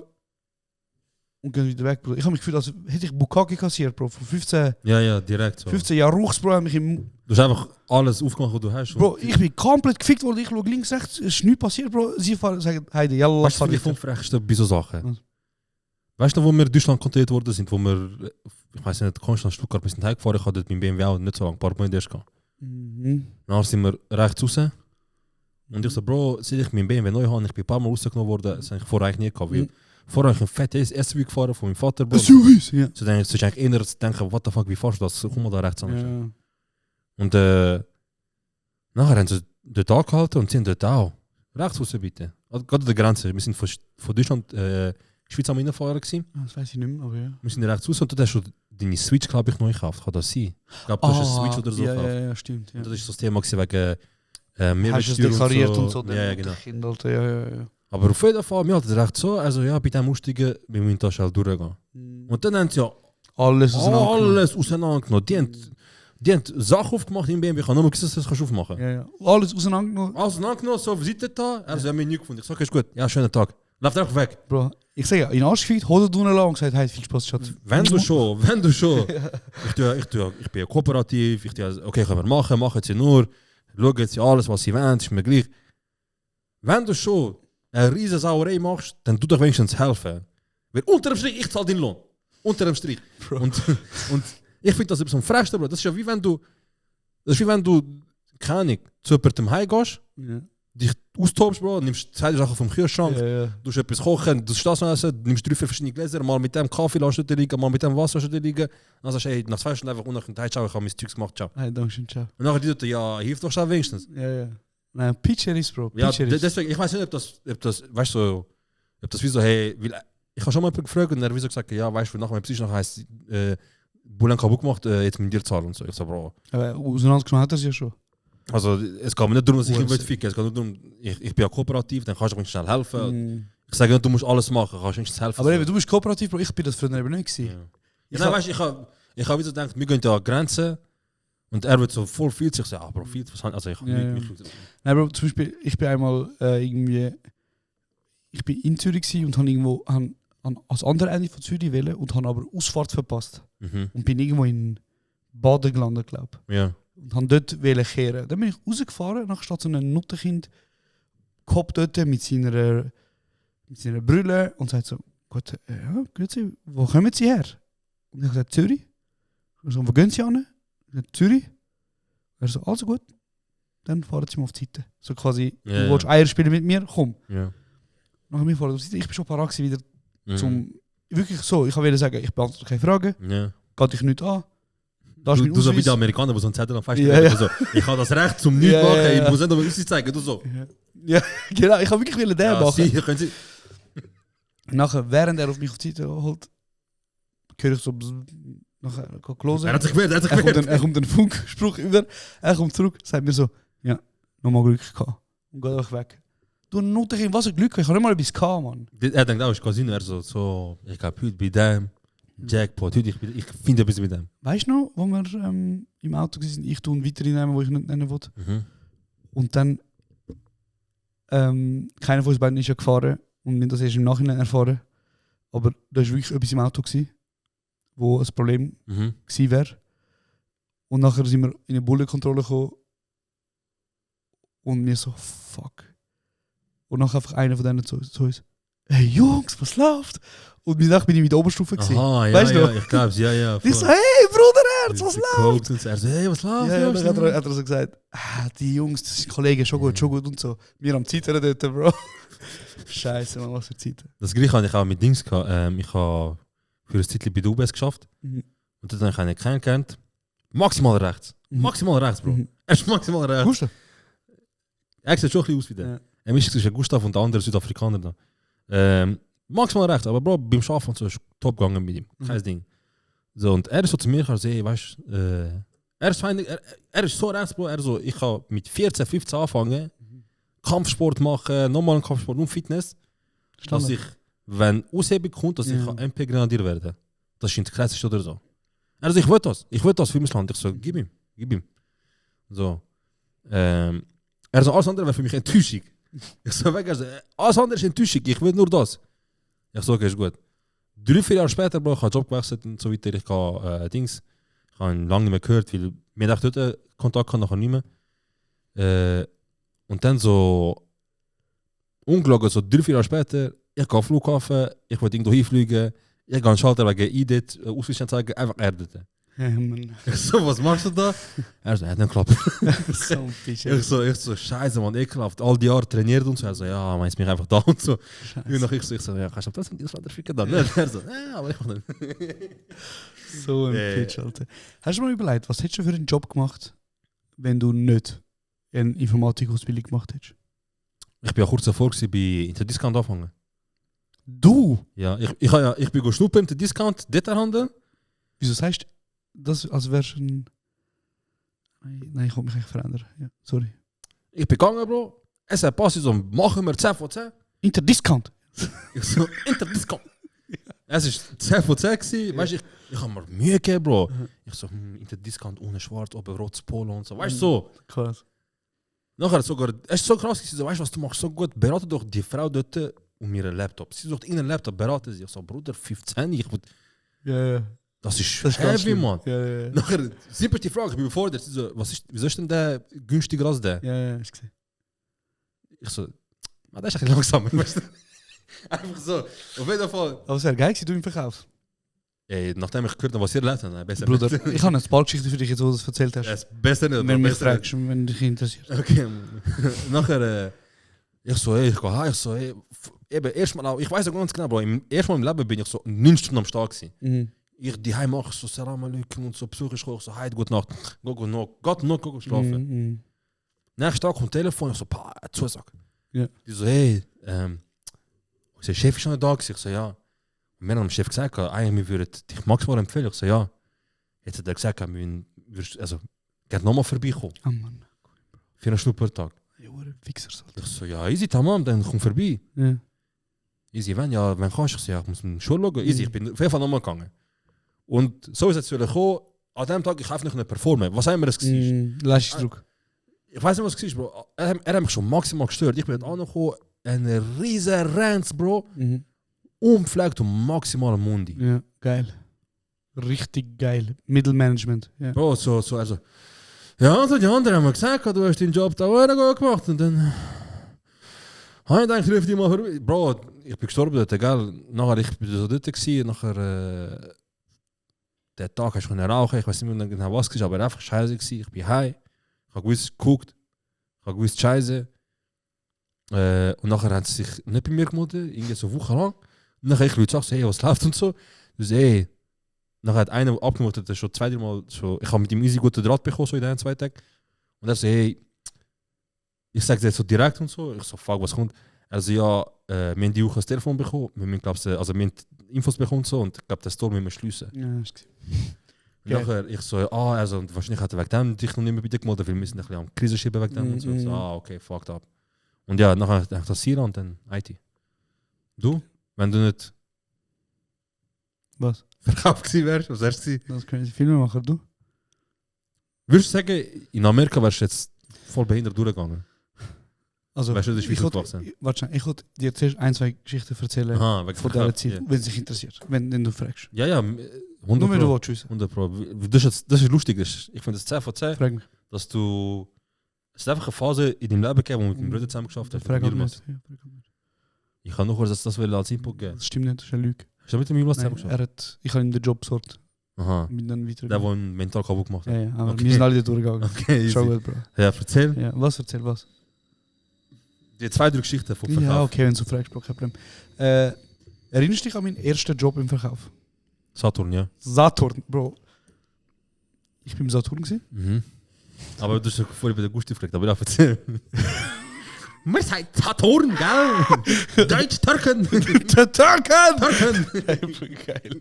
Also, Bro, das war ja ein maximaler Arschjob gewesen. Also so im Sinn von 10 Uhr am Morgen habe ich so angefangen, 8 Uhr am Abend war fertig gewesen. Ja. Ich habe ausgerechnet, ich habe am Tag 13 Franken verdient in diesem Praktikum.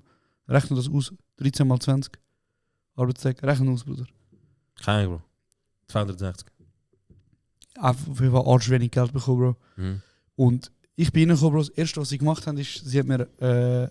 Bro, ich weiss, die Namen sind in meine Seele reingebrannt, Bruder. Ich kenne alle Namen, ich weiss genau, wie die Gesichter sind. Einer von denen, stell dir vor, du gehst so ein Migros, Bro. Ja. Und du sagst, das ist interessant, machst so, einfach links, den ehemaligen Chef. Bro, zusammengebrechen. Du so, das ist im Angebot, das ist im Angebot. Bro, ich sag dir ganz ehrlich, Bruder, Ja.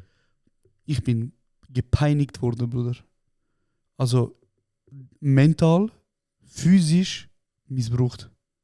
Es ist schon krass, dass wir in so einer Welt leben, wo sie 40-, 50-Jährige so sich aufgehört haben, dass sie 50-, 60-Jährige Bro, ich Drecksjob bin machen. 14 und sie haben mich wirklich kaputt gemacht, Bruder. Also so auch so Psychospiele und...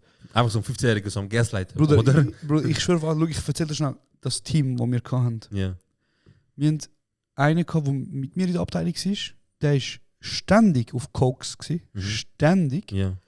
Dann der Abteilungsleiter von der Abteilung hat so ein eingefallenes Gesicht gehabt, absolutes Alkoholproblem, Bruder, hat sein Leben gehasst. Dann haben wir einen gehabt, der hat bei der Handyabteilung geschafft. Der hat sich immer versteckt, verpisst. Regelmäßig hat es Sprachdurchsage gegeben. Sag mal einen Nachnamen. Müller. Ja, von mir aus.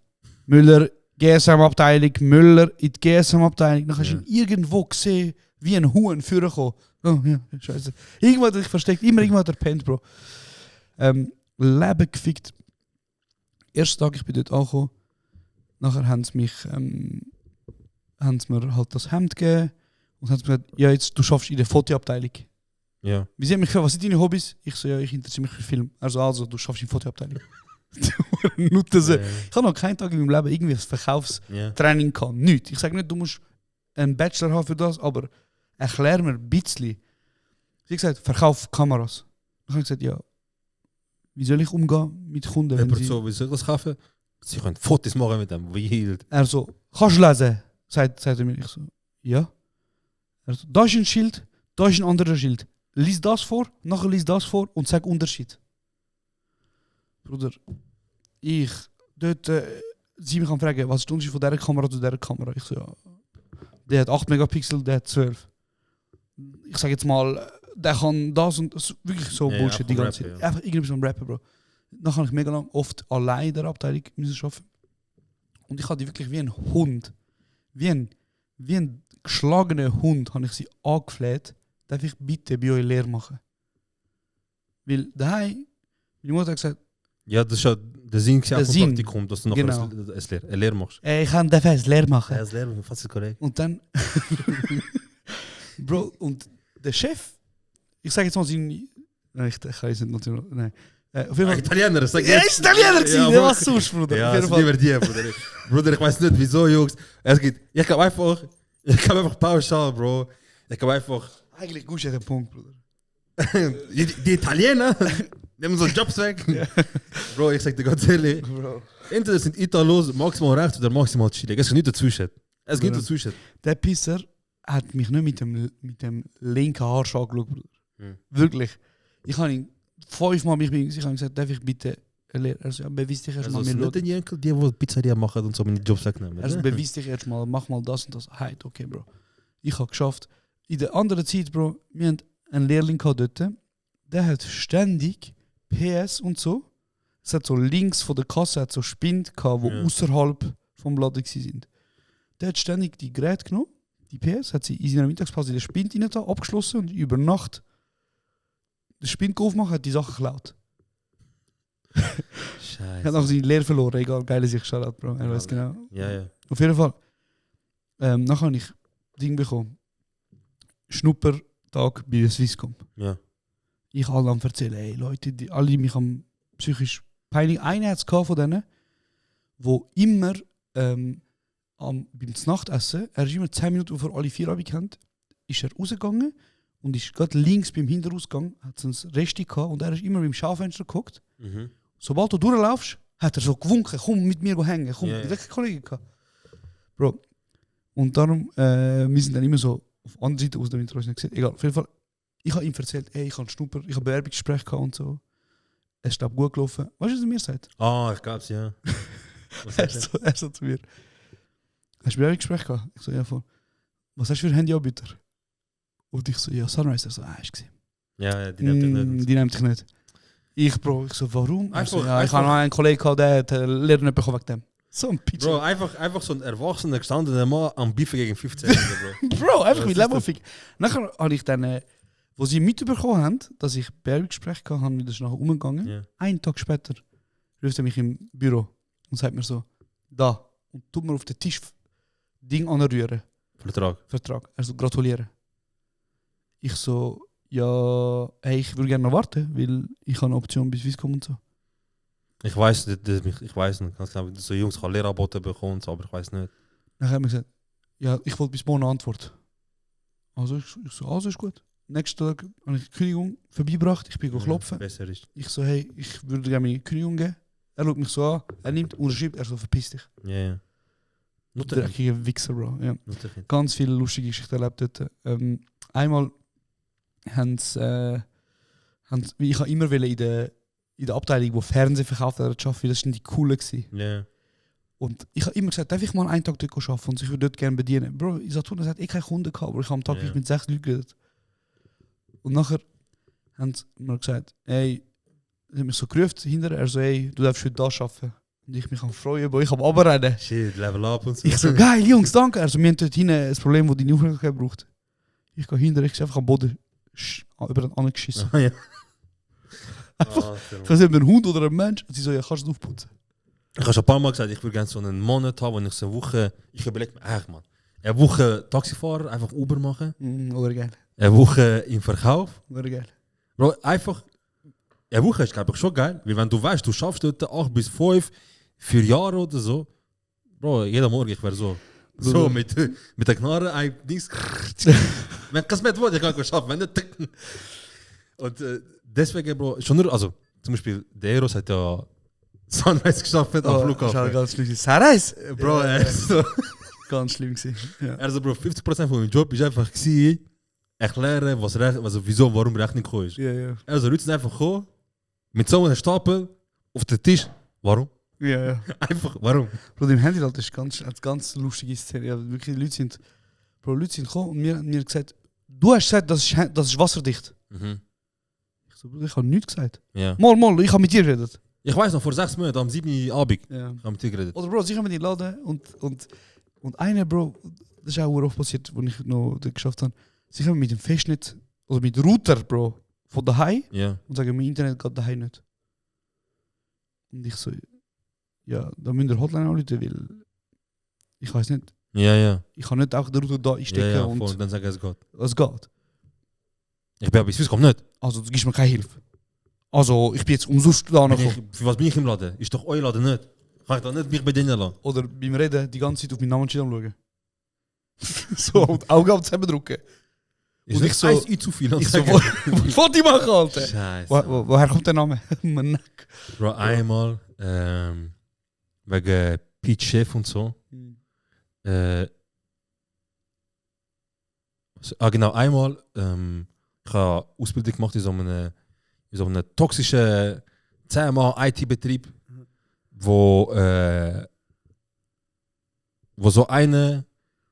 Stell dir vor, der Chef ist so ein dünner Slenderman-Stärke, aber er ist jeden Mittag Mac, Bruder, zum Sagt BK und so, aber er ist nicht so. Ja, King. Wie ich eigentlich. Und er ist so richtig so, er ist jung und also wirklich ein richtiger Nutterkind. Ist das die IT-Firma? wo du Ja, gesagt hast? genau. Weil, scheiß mal, was mir passiert ist, ich weiß nur einmal, einer hat wieder gesagt, ey, weißt du was, langsam ist glaube genug.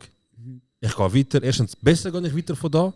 Tut mir nicht gut. Und zweitens, ich muss den nächsten Schritt machen. Ich bin jetzt seit 4 Jahren da. Und ich bin nicht voran. Es ist nur noch Stress. Dann geht er zu meinem Chef damals und sagt, ey, ich brauche ein Zwischenzeugnis. Kommt er über, bewirbt sich, fragt meinen Chef, hey, darf ich, weißt du, dich als Referenz angeben, weil du bist mein Chef? Ah, ja, sicher, mach. Ja, mach noch. Nachher, eines Tages, ich bin so im Büro, Bro, ich und er allein. Er ist so hinter mir rechts. Und mal höre ich so, es tut wegen mir so und so an. Ja, da muss ich jetzt ehrlich sein, kann ich absolut nicht empfehlen. Also wir sind ganz und gar nicht zufrieden. Und der einzige Grund, wieso er nicht hätte gehen wollen, ist, weil er hat bei ihm, Bro, für 4-5 gearbeitet.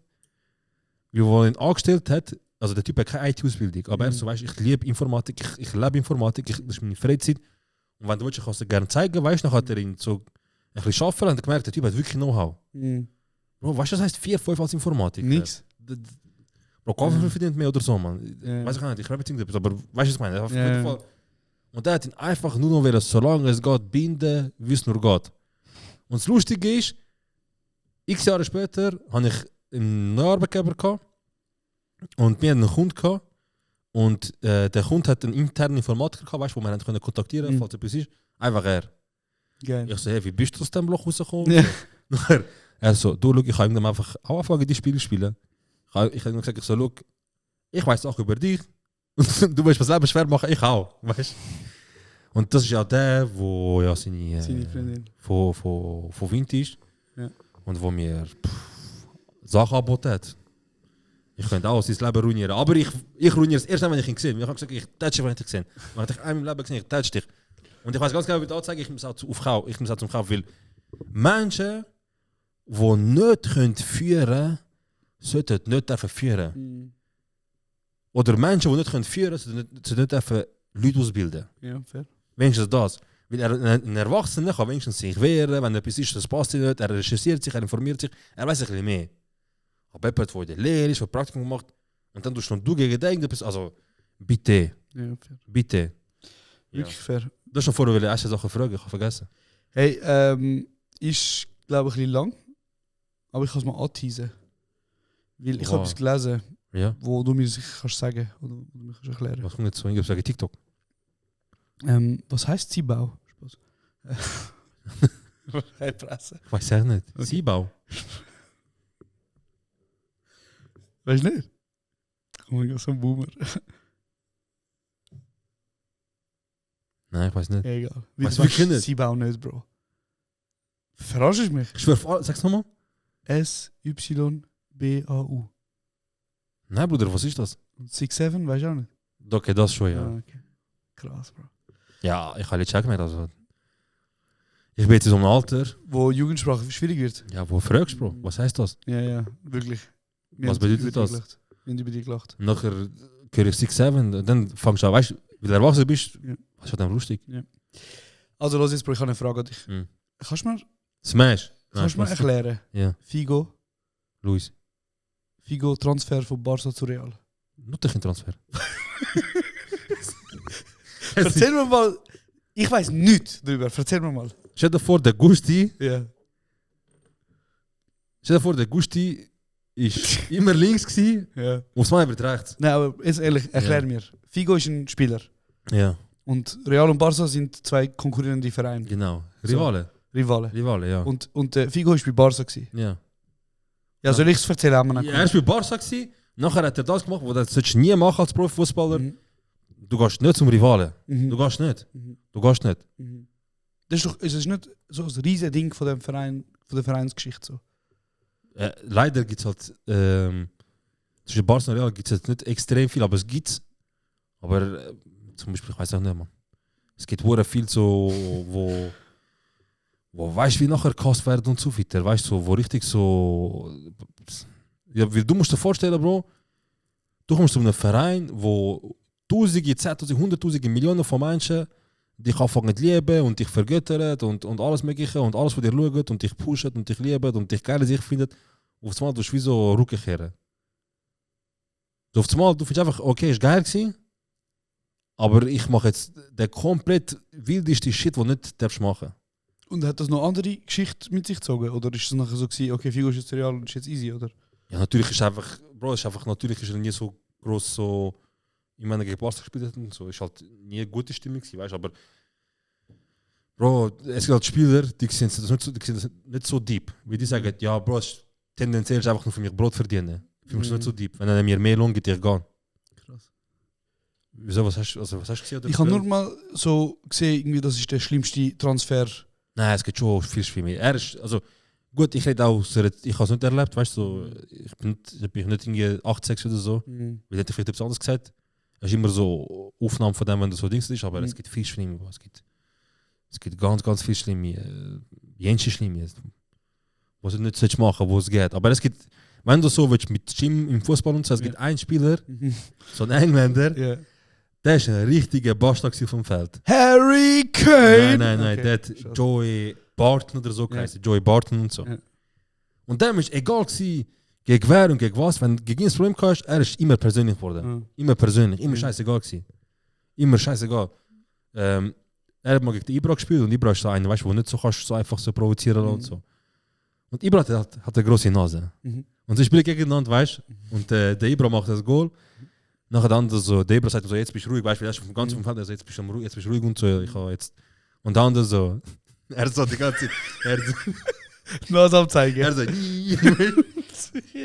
nachher der andere so, zeig mal, was bist du für eine Nummer? Und ich von deinem Namen gehört, weißt du, schau meinen Namen und so, Ibra Nummer 10 und so, von dir. Er so, Nein, Bro. Und ich habe letztens im Dings gesehen, in so einem Interview habe ich ihn gesehen, das ist jetzt, weißt du, er ist jetzt 40, 45, Bro, ein bisschen im Buch und so, Fußball abgeschlossen. Und zum Beispiel Liverpool, Felix ist schon mega diehard Liverpool-Fan. Liverpool hat das Jahr behindert viel Geld ausgegeben, aber es läuft mad nicht. Ja, Liverpool hat Riesenpleite, ne? Ja, es läuft mad nicht. Und er ist so vor dem Fernseher, Bro, irgendwie Sky, was haben wir, und sie sind so wirklich, ich glaube, einer der besten Stürmer, die man aktuell so hat Liverpool geholt. Und der ist nicht am Performen. Er ist Schwede, aber mit eritreischen Wurzeln. Also fucking Eritrean can't score a fucking goal. So. Bro, nachher die Leute so, Bruder, du hast shootet, chill doch jetzt. Da kannst du nicht mehr so reden, weißt du? Mein Gott, Alter. Verdammter Hund. Aber der ist also unterhaltsam gewesen. Der ist unterhaltsam gewesen. Okay. Die andere Frage? Vielleicht, wenn es gerade nicht Fußballer-Ding. Nein, das ist die einzige Frage. Ich habe mir gehofft, dass da ein bisschen mehr. Ich habe das ist so wie ich erzähle eine Geschichte, mein Junge, hock mal an. Ich habe immer Angst über Dinge, weißt du, über so Fußball und Gamen. Ja. Weil erstens sich trifft dann voll ab und zweitens es geht dann voll ab. Das ist sehr interessant, zum ein bisschen, du bist ja wirklich dort im Ding drin. Aber egal, Bro, du hast mich vorhin noch gefragt wegen Job. Wo ich gesagt habe, warte, lass mich erst die erste Frage beantworten. Ja. Du so, was hättest du gemacht, wenn du nicht Verkauf gemacht hast? Dann habe ich gesagt, Film. Ah ja, Film. Nachher ich so, meinst du, wenn du in Amerika aufgewachsen wärst? Wärst du durch Decke? Oder wärst du eben genau nicht durch Decke, weil du gefunden hast, das ist mir zu fest Hollywood? Das ist eine gute Frage. Ich tue mich in letzter Zeit wirklich viel damit auseinandersetzen, ob das der richtige Weg ist für mich. Film machen? Ja. Weil es ist schon heavy. Würdest du in eine Erwachsenenfilmbranche einsteigen, wenn dein Lohn so 20k ist pro Monat? Ob ich für 20k würde Pornos machen? Ja, Regisseur, Produzent, irgend so etwas. Nein, das glaube ich nicht. Nicht? Nein. Okay. Weil das einfach... Weil das wäre wie Sellout. Ich suche den Sellout von Film. Ja, Bro, der Sellout von Film, sagen wir mal in der Schweiz, wäre vermutlich... Bro, schwierig. Also in der Schweiz werden irgendwie jährlich 35 Filme in der Deutschschweiz produziert. Krass. Fiktionale. Was heisst das? So also nicht echte Dokus, sondern fiktionalisierte Geschichten. Also okay. Drama, Spielfilm, Action, Spielfilm einfach, okay, genau. Okay. Und ich weiß nicht, bist du irgendein bisschen drin, Schweizer Filmwelt, was gerade so produziert wurde? Nein. Ich habe letztens auf Netflix gesehen. Der Pflegefilm. Heldin? Ja, Mann. Und? Ich habe nur gesehen, dass man schauen kann. Okay. Schade. Schade. Ja, ist ein guter Film. Ja, gehört, muss wirklich gehen. Bro, sagen wir so, Schweiz ist ein Arthouse-Land. Das bedeutet, wir machen hauptsächlich Autorenfilme. Das bedeutet, wir machen Filme, wo die Regisseure meistens aus Buch geschrieben haben, also das Drehbuch. Und meistens sind das so ein bisschen Filme, die eher in den Kunstfilmrichtung gehen. Also wir trauen uns wenig Actionfilme natürlich. Wenig so Sachen, die sich gut verkaufen können, quasi. Wo kommerzielle Filme sind, trauen wir uns nicht machen, weil wir das Budget nicht haben. Dings hat ja so etwas gemacht. Es gibt die eine Serie aus so Walliser Serie, nicht? Zucker. Ja, Mann. Zucker die ist doch so ein bisschen angelehnt auf Amerika und so. Ja, absolut. Und ich glaube, die hat auch gut funktioniert. Die hat sehr gut funktioniert. Ja. Hast du gesehen? Zum Beispiel unsere kleine Botschaft. Die Serie, die neue Sitcom, wo es SRF gemacht hat. Ich wollte jetzt da den genauen Preis nicht nennen, was die gekostet hat. Aber der Bruder Insider wissen. Aber du hast bei uns recherchiert. Ich habe nach meinen eigenen Berechnungen. Nein, die Serie hat 50 Millionen gekostet. Auf jeden Fall, Bro, ich sage jetzt mal das. Ein durchschnittlicher Schweizer Film kostet irgendwo zwischen 2 und 3 Millionen, hast du mal gesagt. Genau, 2 und 3 Millionen. Ein paar kostet 4, ein paar kostet 1. Ja. Ist der überdurchschnittlich? Ich gebe keine Auskunft zu dem, weil es sind Freunde, die auch wie dort mitgeschafft haben, die das auch erschaffen haben. Aber was ich wollte sagen ist, wie so, das SRF hat mies Cash investiert. Nachdem sie mies Leute gekickt haben? Sie so 100 Leute gekickt, 100 Leute, Bima, bam, 10 Millionen, morgen machen wir einen fetten Film. Okay, sorry. Bruder, auf jeden Fall, sie haben eine Serie gemacht, die heißt Unsere kleine Botschaft. Und in dieser Serie, ich versuche wirklich sehr sachlich jetzt zu erzählen. Ja, erzähl mal nur, um was es geht. In dieser Serie geht es um eine Botschaft, Konsulat, wo in irgendeinem Land in Südamerika ist. Ah, okay. Ein bisschen würziger, hä? Jani. Okay. Und Shoutout Jani. Nein, und also, noch schnell. Also, Bro, du bist so schlimm, Alter. Lass mich mal eine Geschichte erzählen. Ja, sorry. Auf jeden Fall. Helfen! Nein. Auf jeden Fall. Bro, Mann. Ja, sie haben eine Botschaft, eine kleine, in Südamerika. Genau. Und was sie probiert haben zu machen, ist, es ist eine Sitcom. 20 bis 30 Minuten pro Episode. Es sind, glaube ich, 6 Episoden, die draußen sind. Und es ist halt Comedy. Also es ist ganz klar angelehnt vom Style her an... Was sind so Sitcoms, die du kennst? The Office. Gut, Office ist ein Mockumentary, also das ist mehr so... The Store. Superstore. Genau, Superstore, ja. Genau, Superstore ist gut. Ja. Das ist ziemlich ähnlich vom Vibe her. Okay. Also 20, 30 Minuten. Du kannst immer eine Episode schauen, ohne dass du die andere gesehen hast. Und es ist trotzdem genießbar, so der Style. Und SRF hat das ja angepriesen als die erste Sitcom, die sie machen seit 20 Jahren. Ah ja, okay. Krass. Genau. Alle anderen SRF-Serien sind per Definition keine Sitcoms gewesen. Oder gefloppt? Nein, einfach keine Sitcoms gewesen. Okay. Auf jeden Fall, ich würde sagen, die haben es jetzt gerade gestern die Meldung gekommen, die haben es jetzt abgestellt. Nach einer Staffel haben sie den Stecker gezogen. Wie abgestellt? Also die Serie wird nicht mehr weiterentwickelt. Aber eine Frage ist in der Runde. Ja. Du kannst also einfach so in der Runde. Wieso macht SRF so viele Sachen, die nicht funktionieren? Das ist eine sehr gute Frage. Ich tue mich ja wirklich sehr fest mit dem auseinandersetzen, weil ich habe ja... Oder ist das nur ich nehme das nur so viel? Ich mache es viel für die ältere Generation, die funktioniert. Also was funktioniert dann zum Beispiel für dich? Wie du konsumierst ja auch SRF-Sachen. Also ich schaue nicht so, weißt du, was du gesagt hast? Also auch wenn ich wüsste... Aber du schaust Docs? Du schaust Rec? Ja. Docs schaue ich Rec. Ich schaue seit neuestem mal SRF-Archiv. Ist so krass. Sehr interessant. Aber das kostet alles ein Bruchteil. Ja, das ist, von dem ist auch nicht... SRF-Archiv ist nur alte Sendungen, die früher online stellen. Ja, voll. SRF-Doc ist Dings... 50% Livio. Nein, er ist SRF Impact. Impact ist er. SRF Impact gebe ich mir noch. Der macht wirklich geile Shit, Livio. SRF Doc ist mittlerweile 50% Themen, wo sie wie Fragesticker, schreibt mal etwas, wir machen. Und 50% ist die eine, die ihr Auge zeigt. Die, wo immer so in der Perspektive nimmt die Doku auf. Aber das ist Rack, das sind zwei verschiedene check. Formate. Okay, aber das auf Doc, jeden Fall, ich konsumiere so einfache Sachen. Genau, gut. Und das ist natürlich auch meistens aus der Doc viel günstiger als fiktional. Ja. Also das fiktional kostet halt viel. Ja. Sie haben zum Beispiel Bestatter gemacht. Oder Bestatter. Das ist doch etwas, was aber lang verhebt hat. Genau, nicht? Bestatter hat 5 Staffeln gehabt. Ist sehr erfolgreich gewesen. Aber das kann ich mir vorstellen, dass es gut funktioniert hat, weil die haben ja wirklich so ab Ü40 das Publikum abgeholt. Das ist schon interessant. Genau. Tatort. Tatort meine ich, sorry. Läuft auch gut. Ja, Mann. Das gibt es seit Jahren, ist es auch aus Auch Deutschland. Ü40, sage ich jetzt mal schon. So, diese Serie, die läuft gut, aber ich bin an einem Tag gsi, wo SRF Writers Day heisst, wo sie alle DrehbuchautorInnen eingeladen haben und gesagt haben, tun wir uns austauschen darüber, was wir brauchen. Und der Ton, das Klima, ist ein bisschen alles unter 35. Lass ich.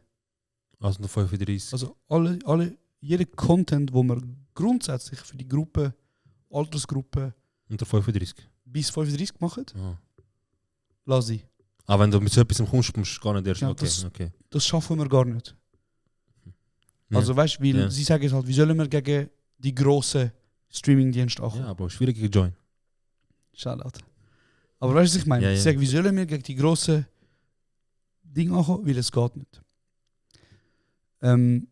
Darum, ja, der Content oder der Fernsehinhalt vom SRF wird halt hauptsächlich für eine Altersgruppe gemacht, wo früher oder später aussterben wird. Jetzt haben sie aber ja easy viel gekickt, Bro. Wie sie haben gesagt, sie wollen ja auch für das junge Publikum etwas machen. Aber ich glaube, das ist so, wie du jetzt erzählst, ich glaube, es ist, weiß nicht mal, weil das, was das junge Publikum ist ja mehr so konsumieren auf YouTube und so weiter. Genau, das Problem ist aber, das, was für das junge Publikum gemacht wird, also so ein bisschen die YouTube-Sachen, Webshows, jetzt außer unsere kleine Botschaft, wo auch irgendwie, eigentlich Sitcom ist eigentlich für jüngere Leute, aber eigentlich irgendwie schon, haben sie den Inhalt trotzdem für Ältere gemacht, weil sie haben als Schauspielerinnen viele Leute geholt, die schon früher, vor 20, 30 Jahren vor der Kamera waren. Weißt du, was ich meine? Sie haben wieso, aber eigentlich ist das Problem, der Kuchen ist wie nicht gerecht aufteilt. Also das, was für Ü50, 60 gemacht wird, ist so viel mehr Cash da, als das, was für die Jungen gemacht wird. Einfache Case Study, ohne das jetzt werten, aber schaut mal die Serie zum Beispiel, die heißt Teberberi. Das ist eine Webserie, wo in einem Coiffeurladen spielt. Und eine Hälfte vom Coiffeurladen gehört an einen Albaner und die andere Hälfte gehört an eine Schweizerin. Und die sind geschieden, aber haben zusammen den Coiffeurladen. Okay. Schaut mal das an und dann schaut mal an, sagen wir mal, irgendeine andere, zum Beispiel Mindblow ist so eine SRF-Serie oder whatever. Oder geht sogar zum Tatort und dann könnt ihr mal vergleichen und sehen, wie viel Geld echt wo reingeflossen ist. Du siehst gerade die Qualität. Du siehst direkt an der Production Value, wie viel Geld reingeht. So, sorry, riesen Bogen, um die Frage zu beantworten. Was heisst Sellout? Sellout in dieser Branche heisst wahrscheinlich, wenn ich jetzt würde sagen, ich mache nur noch Tatort, was auch brutal wäre, weil ich könnte meine Miete zahlen. Oder ich mache zum Beispiel Serien, wo ich hure geil finde, aber der Sender sagt mir, ey, geil, aber pass es an, dass es für 60-Jährige passt. Ja, fix.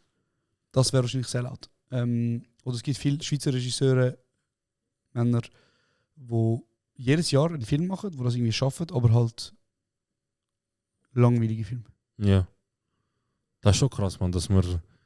Also bei SRF ist ja immer noch... Vielleicht kannst du das noch so ein bisschen sagen, wie vielleicht haben sie den Kuchen geschaut, den ganzen Kuchen von Leuten, die SRF konsumieren. Und dann gemerkt, ich größte einfach immer noch die über 40. Und nicht zum sagen, wegen dem du jetzt einfach fett reinbuttern, aber man muss halt auch haben für Potenzial. Ja, aber der Mut fehlt leider in der Schweiz sehr vielen. Also bei Join. Genau, aber im Grunde genommen wäre natürlich so also ich weiß ja nicht, aber zum Beispiel UK, also unsere kleine Botschaft, das steht alles im Internet, das ist abgesetzt worden, weil sie einfach die Quote nicht erreicht haben. Also es kostet zu viel für das, wie viele Leute das geschaut haben. Ja. Hast du Werbung gesehen davon? Nein, eben, so jetzt bevor wir überlegen, irgendetwas. Also ich habe sehr viel Werbung bekommen, aber wahrscheinlich einfach andere Interessen. So. Ja. Vielleicht ist mir schon ein, zwei Mal überflogen, aber ich habe es wieso nicht ernst genommen, weil es muss ich wie so catchy paar Sekunden. Ja. Ich dann schon Und ich so glaube, gesehen. die Theorie ist halt ein bisschen wie so, wenn ich schon 20 Minuten am Abend habe, warum soll ich Schweizer Version von Office schauen? Ja. Oder von Superstore? Und nicht einmal Schweizer Version, es ist ja Schweizer veraltet für älteres Publikum. Ja. Warum soll ich das schauen, wenn ich in der gleichen Zeit auch die Office schauen oder Superstore schauen?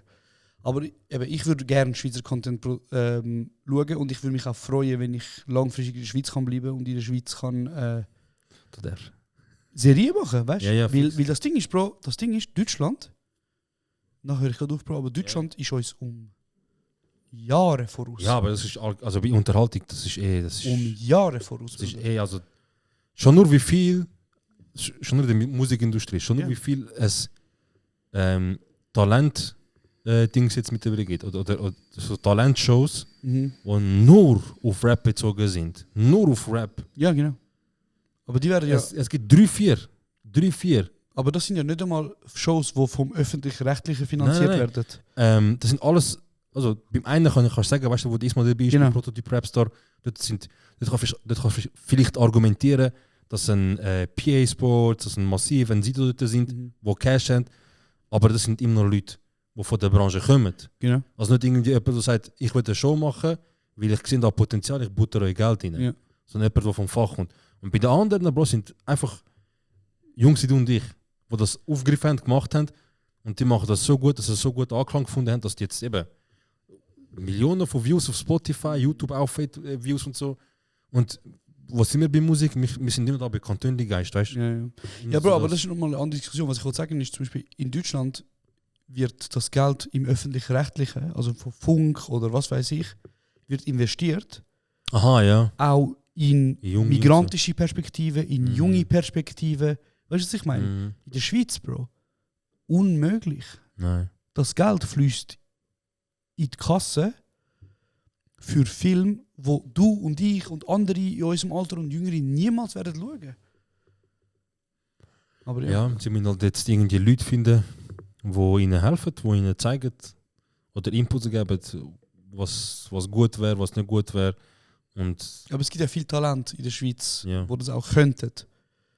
Aber die entscheiden, was produziert wird, die geben das Geld nicht für das. Ja. Aber ja. Die Pessimings. Hast du noch etwas? Ey, ich habe eben mal, ich habe ja vorher schon am Handy geschaut, ich habe eben vorher letztens mal so ein paar Sachen aufgeschrieben und bei der letzten Folge bin ich nicht so groß dazu. Ich so, wow, ich muss unbedingt schon noch ein, zwei Sachen mit dem Josh anschauen, weil das wäre schon, weißt du, so Dings. Aber lass mich kurz schauen, vielleicht finde ich es ganz schnell und sonst lasse ich für das nächste Mal. Genau. Oh shit. Ja, in der Zwischenzeit unser Spotify Wrapped ist gekommen. Wir haben sehr viel, obwohl wir 3 Monate Sommerpause hatten, trotzdem haben wir ein Wachstum gehabt. Trotzdem, wir sind einer der meist kommentierten Podcasts in der Schweiz. Wir sind einer der meist gesharten Podcasts von der Schweiz. Wir sind 1% von allen Videopodcasts von der Welt. Also wir sind in den 1%. Danke euch. Ja, danke euch fürs Zuhören. Danke euch vielmals. Danke euch fürs Sharen, danke euch fürs Kommentieren. Wir lieben eure Kommentare, wir lesen eure Kommentare. In letzter Zeit gibt es ein bisschen viel Hate-Kommentare über mich, aber über das reden wir gerne nächstes Mal noch. Nein. Also genau, zu dem könnte ich auch noch etwas sagen. Für all die, wo also es sind nur in der Regel Schweizer, die kommentiert haben, und 1, 2, die nicht so Ahnung haben, für all die das Gefühl haben, Josh hat das Wort aufgegriffen und er braucht das die ganze Zeit. Ihr Zippis, Jani haben wir auch in der Türkischen. Und im Kurdischen sogar, glaube ich, auch. Aber Jani ist ein Wort, das wir in unserer Sprache, wo wir reden, die Heime, wie auch mit unserer Familie und so, das ist ein Wort, das man braucht. Er hat das letzte Zeit oft gebraucht, zu oft. Fair. Also aber es ist nicht das Wort, wie ihr, wo auf Australien geht und nachher sogar Dialekt verlangt. Ist dort mit Leuten am Reden, jedes zweite Wort auf Englisch bedeutet. Oder irgendein Schweizer kommt zu mir und sagt, Wallah, Bruder. Also Bro, ganz ehrlich, Ja. Dankeschön fürs Sagen. Jani ist... Du bist trotzdem ein Peach, Bruder, dass du immer auf meine Aussprache und meine Dinge... Das ist recht. Aber Darum- ich bin froh auf Zero Army. Bro, Wo jedes Mal- momentan, Bro, Leute schreiben aus dem Nichts, kann Jolas mal seine Fresse haben. Es verletzt mich. Bro, Aber ja. ich glaube, dass die Leute das nicht so ernst meinen. Nein, Oder schreiben, weil sie konsumieren ja den Ja, Podcast. aber vielleicht ist es gut, Bro. Vielleicht muss ich mal ein bisschen auf die Fresse bekommen, um ein bisschen checken. Vielleicht Ich glaube es nicht. Ich glaube, also vielleicht, Bro, nur so ein Tipp von mir zu dir. Ja. Vielleicht, Bro, werde ich gefragt. wäre es gut, Ja. wenn du ab und zu öfters deine Fresse hast, Ja, wenn wir... Crazy. Danke vielmals fürs Zuhören. Nein, wir lieben Ganz euch. einen schönen Abend. Schönen Abend, Schaut guys. auf euch. Und Ich weiß nicht, nein, Weihnachten wünschen wir nächstes Mal. Und alles andere. Schaut auf euch, genießt eure Zeit mit den Liebsten und schönen Abend. Viele Leute sind ein bisschen zu frech zu mir.